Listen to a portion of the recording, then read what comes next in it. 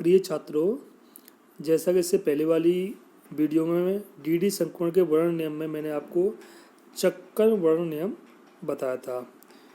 इस नियम के अनुसार ऐसे इलेक्ट्रॉनिक संक्रमण अनुमत हैं जिनमें अयुग्मित इलेक्ट्रॉनों की संख्या में कोई परिवर्तन नहीं होता है, अच्छा डेल्टा एस का मान 0 रहता है।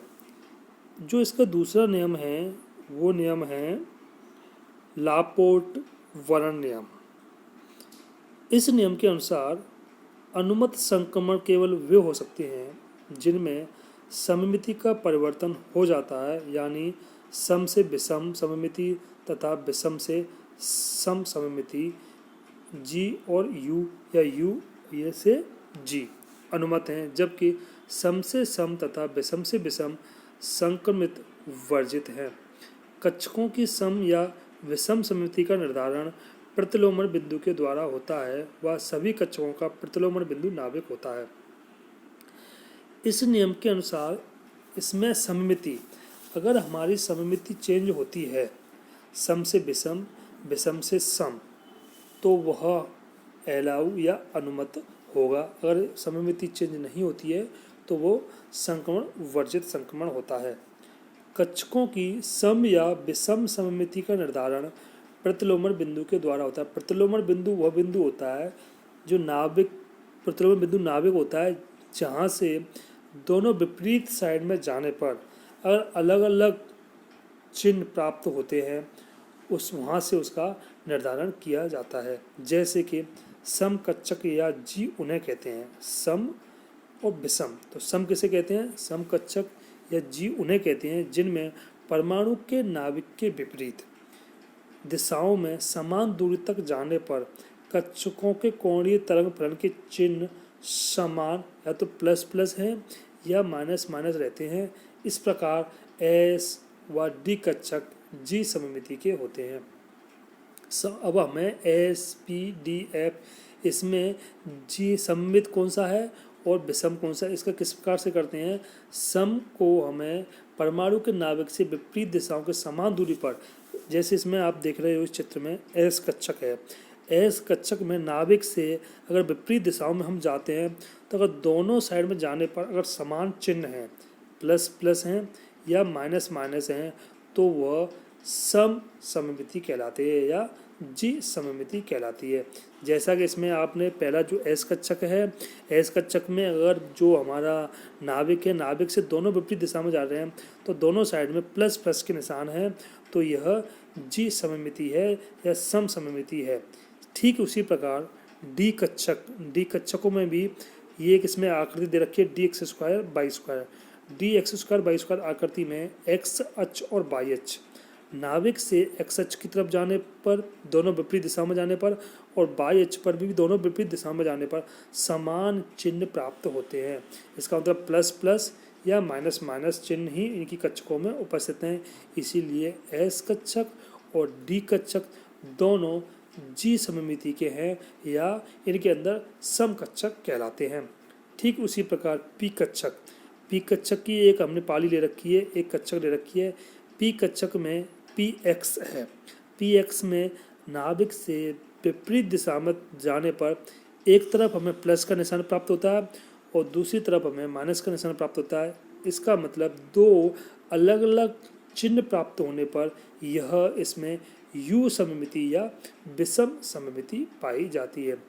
तो जो एस और डी कक्षक है उनमें जी सममिति पाई जाती है और जो पी कक्षक है उसमें यू सममिति पाई जाती है।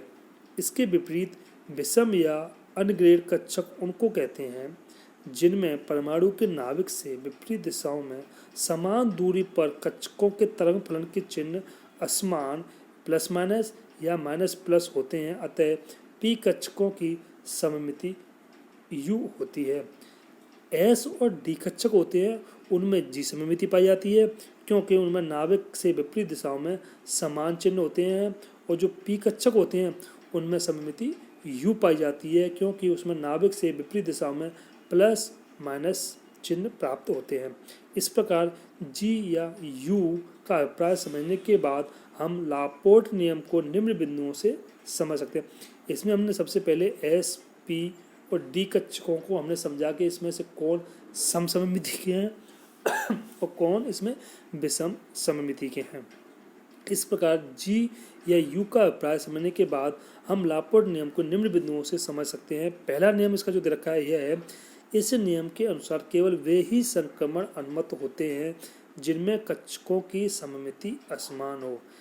इसमें वो संक्रमण अनुमत होंगे जिसमें कक्षकों की सममिति असमान हो। इसका मतलब अनुमत संक्रमण सम से विषम, जी से यू, विषम से सम, यू से जी सभी अनुमत संक्रमण होंगे। और वर्जित संक्रमण जिनमें समान सममिति हो, सम से सम और विषम से विषम, जी से जी, यू से यू, वो सभी वर्जित संक्रमण कहलाएंगे। इससे पहले वाला जो नियम था वो कहता था कि वह अलाउ है जिसमें एस का मान संक्रमण से पहले और संक्रमण के पश्चात डेल्टा एस के मान में कोई परिवर्तन नहीं आता, वो अनुमत संक्रमण कहलाते हैं। इसमें अनुमत संक्रमण वो है जिसमें सम से विषम या विषम से सम में संक्रमण होता है, वो अनुमत संक्रमण कहलाते हैं। और जो सम से सम या विषम से विषम में होता है वो वर्जित संक्रमण कहलाते हैं। सेकेंड पॉइंट क्या कहता है इसमें, चूँकि एक ही प्रकार के सभी कक्षकों की सममिति भी एक समान होती है, अतः समान सममिति के कक्षकों में इलेक्ट्रॉन का संक्रमण लापोर्ट वर्जित है। क्योंकि एक ही संक्रमण का मतलब ऐसे एस से एस है, पी से पी है, डी से डी है, एक ही प्रकार के सभी कक्षकों की सममिति एक समान होती है, इसीलिए ये सभी लापोर्ट वर्जित संक्रमण कहलाते हैं। थर्ड पॉइंट दे रखा है, एस तथा डी कक्षकों के मध्य संक्रमण वर्जित है। एस और डी कक्षकों के बीच में जो संक्रमण है वो वर्जित संक्रमण है। क्यों है?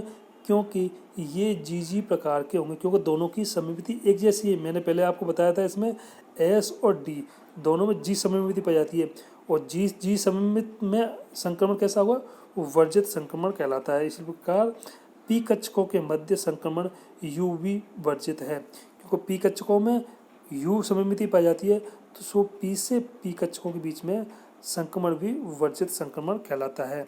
जबकि एस कक्षकों व डी कक्षकों से पी कक्षकों में संक्रमण अनुमत संक्रमण है। अगर एस से पी में होता है तो अनुमत संक्रमण है, डी से पी में होता है तो अनुमत संक्रमण है, पी से पी में होता है तो वर्जित संक्रमण। जैसे इसमें एग्जाम्पल दे रखे हैं, वर्जित संक्रमण कौन कौन से हैं। एस से डी वर्जित संक्रमण है। क्यों वर्जित संक्रमण?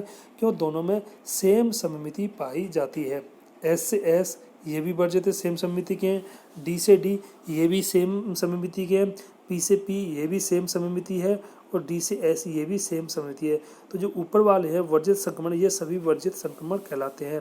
नीचे वाले हैं अनुमत संक्रमण। अनुमत संक्रमण एस से पी, क्योंकि एस में पाई जाती है जी और पी में यू सममिति पाई जाती है, इसीलिए ये अनुमत संक्रमण है।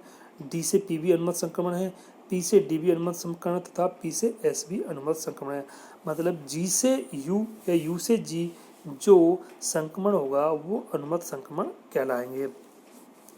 लापोर्ट नियम सिर्फ अष्टफलकीय संकुलों पर लागू किया जा सकता है, क्योंकि अष्टफलकीय संरचना में सममिति केंद्र पाया जाता है। चतुष्फलकीय संकुलों में सममिति केंद्र नहीं होता, इसलिए यह नियम लागू नहीं होता। लापोर्ट नियम का जो फोर्थ पॉइंट है ये कहता है ये अष्टफलकीय संकुलों में ही लागू होता है। क्यों होता है? क्योंकि अष्टफलकीय संकुलों में सममिति केंद्र पाया जाता है। जैसे मैंने आपको बताया था CFT के अंदर उसमें T2G और EG लगाते हैं अष्टफलकी में, लेकिन चतुष्फलकी में T2G EG नहीं लगाते हैं, सिर्फ T2 और E लगाते हैं। वो सिर्फ यही अंतर है कि अष्टफलकी में सममिति केंद्र पाया जाता है और चतुष्फलकी में सममिति केंद्र नहीं पाया जाता है। जब सममिति केंद्र नहीं पाया जाएगा तो उसमें जो पालियाँ हैं उनके बीच में प्लस माइनस माइनस प्लस वह नहीं होता, इसलिए उनमें लागू नहीं होता है। लापोर्ट नियम की ढलाई के दो कारण हैं।